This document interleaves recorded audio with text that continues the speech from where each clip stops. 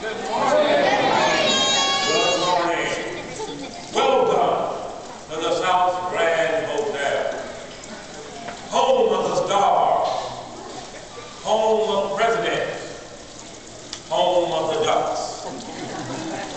And of course, home to our appreciated guests and visitors. My name is John, and this is the Duckmaster. I want you all to know there's some things you can do besides see the Duckmaster.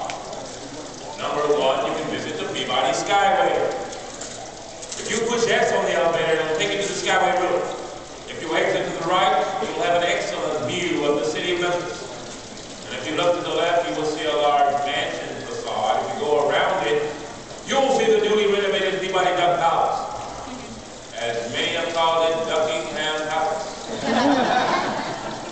If you take a left off the Skyway roof, you will see the famous Skyway Ballroom that has been host to many of the greatest big bands over the years. The Peabody Hotel began its long history in 1869. A few blocks from here are Main and Monroe.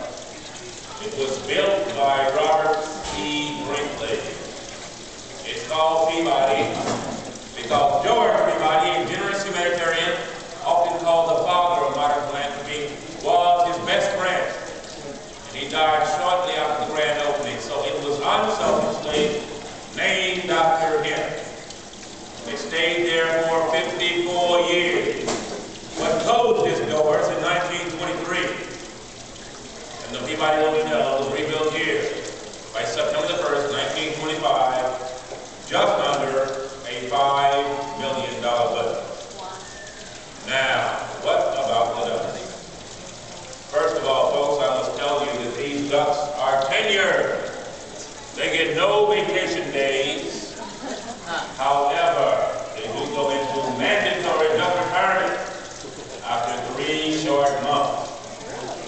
After that time, they're free to go back to a preserve, close to where they were raised, to live out their little duck lives in peace and harmony. On behalf of the ducks you will see today, they've been with me a little over 7 weeks now. And they've pretty much learned the ropes. But I've learned one thing, folks, whether a duck has been here 1 month or 3, you never ever take a duck for granted. Things do happen. This tradition started in 1932 with General Manager Frank Sutton and his best friend, Chip Bart, were returning from a duck hunting trip in Arkansas. They had been drinking some Tennessee sipping whiskey. Today we call it Jack Daniels. Needless to say, they got a little tipsy and decided to play a little joke on the guests. They took some of their live English decoy products, put it in a log house, and left to sleep it off. Returning some hours later, to their surprise and to the amusement of the guests, the ducks were still there.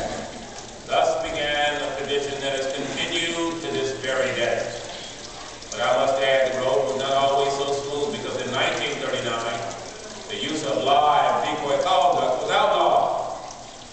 And the Peabody Hotel was left facing a dilemma: how to continue the tradition.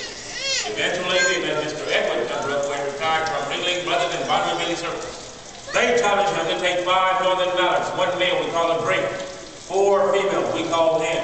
Trained them to come from their Royal Duck Mansion across the Skyway roof into the elevator, across the red carpet into the lobby.